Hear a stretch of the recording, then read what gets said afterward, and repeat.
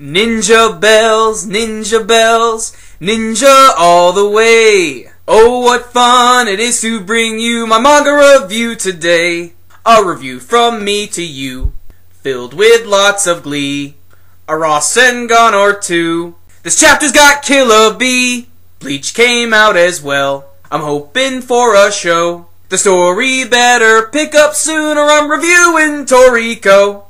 Hello guys, it is Corey from SuperKamiGuru9000 and welcome to my review of Naruto, Chapter 568. And for those of you who do not know, Christian is on vacation right now. He will be back in the next 3 weeks. Now I know that it's just after Christmas, in fact it's December 26th, but damn it, I had this song planned for the review last week and it didn't come out, so you know what? I'm wearing the Santa hat, I'm going Christmassy with it, so I did the intro. I just had to. It took me forever to work that out, so I hope you enjoyed it. Anyway, let's get into the review. The chapter opens up with a Four Tails who's currently still trying to eat Naruto, and we can remember in the last chapter that he actually powered up at the very end into his Super Kyuubi mode, and here it's continuing that. But before we go any further with that, there's a little bit of cool action from Guy and Kakashi. Kakashi and Guy, on the other hand, are getting beaten down by these Jinchuriki, and they're getting pinned down hard.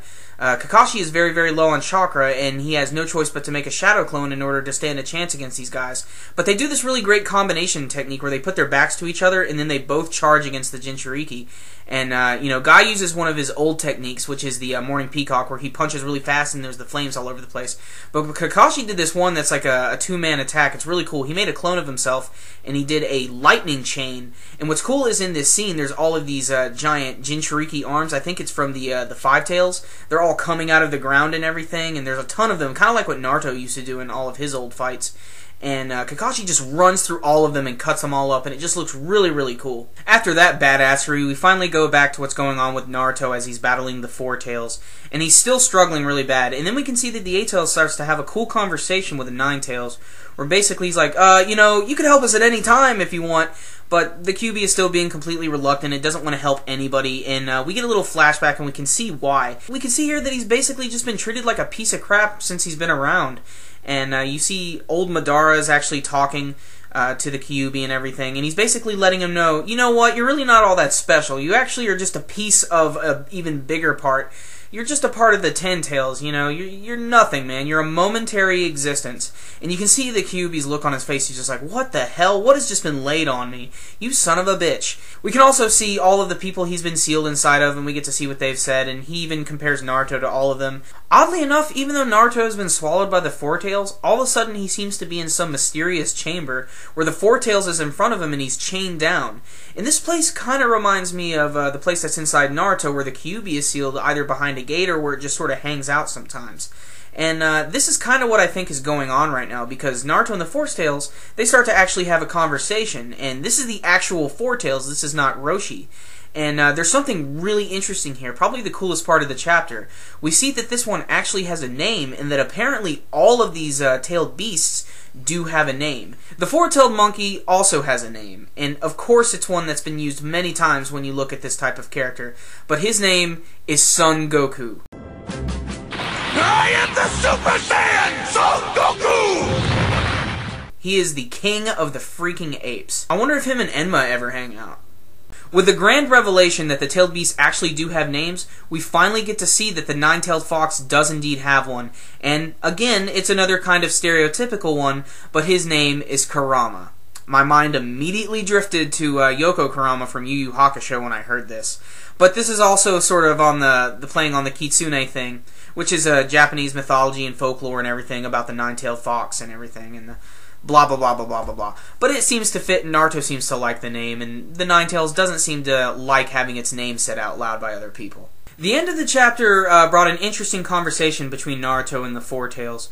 Naruto was basically letting him know that he didn't like the fact that all of these demons were being controlled, and that he wanted to have a relationship with the Nine Tails, kind of like how Killer Bee has a relationship with the Eight Tails, kind of like how they're friends. And this you can definitely see is having an effect on the Four Tails as well, and this is where a really interesting part of the chapter comes into play. The Four Tails actually suggests that Naruto is actually going to be able to help him remove these chains, and he might actually be able to help him in this battle. And that is the end of the chapter, and that is freaking awesome! Naruto 568 was everything that I wanted it to be, and it was kind of a refreshing chapter too, because frankly, just this arc has just been insane, and it's probably been my favorite arc. I'm gonna go ahead and say that right now. Everything about it I've just been really enjoying, but the one thing that I really liked about this chapter is that the tailed beasts are actually characters now. Before this, I really just saw them as these big giant demons, and yeah, they are, and you know, they're giant Godzilla monsters and they destroy everything.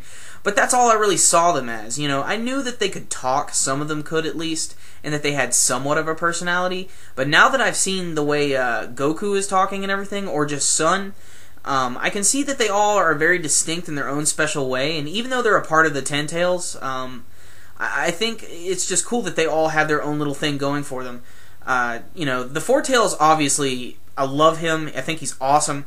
And, you know, even before his name was revealed, when I immediately saw him, like the pictures that Kishimoto put out in the color pages, my first thought was, he looks like the transformed Saiyans from Dragon Ball Z. And then, of course, I realized, oh yeah, and he's also got the little, like, crown thing like Son Goku has, or Son Wukong from the Journey to the West Tales from, you know, China. Really famous stuff. And that's been referenced in a ton of different anime and manga series before, and it's nothing new here. And then, of course, you got the thing with Kurama. That's the name of the Kyuubi now, which is a very fitting name, and I've already explained why that is. It goes again with the Japanese mythology and folklore. These characters, which before were just boring giant monsters, are now actual characters that can be developed into something cool. And, you know, I like to hope that maybe eventually all of the demons will get to speak up and have their word, and they might even all decide to help Naruto now. So this is a really big deal. So this was just a really fantastic chapter. All the artwork was really good. The bit of action at the beginning with Kakashi and Guy was great, so I got a little bit of action. And learning the names of the beasts is really cool. I can't wait to hear what the other ones talk. So this chapter is an 8 out of 10. Really great chapter. Worthy of Christmas. Alright guys, it's time for the question of the week, where we ask you about this week's chapter. This week I want to ask you guys about all of the different demons and everything, in particular the Four Tails. At the end of this week's chapter, he suggested that Naruto might be able to free him, and he might actually become an ally of Naruto. This is questionable, but that looks like what might happen. But what I also want to know is, will he be able to befriend all of the other Jinchuriki?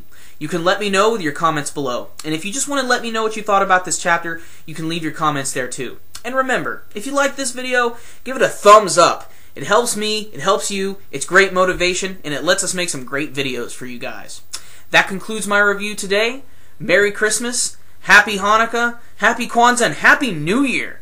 SuperKamiGuru9000, out.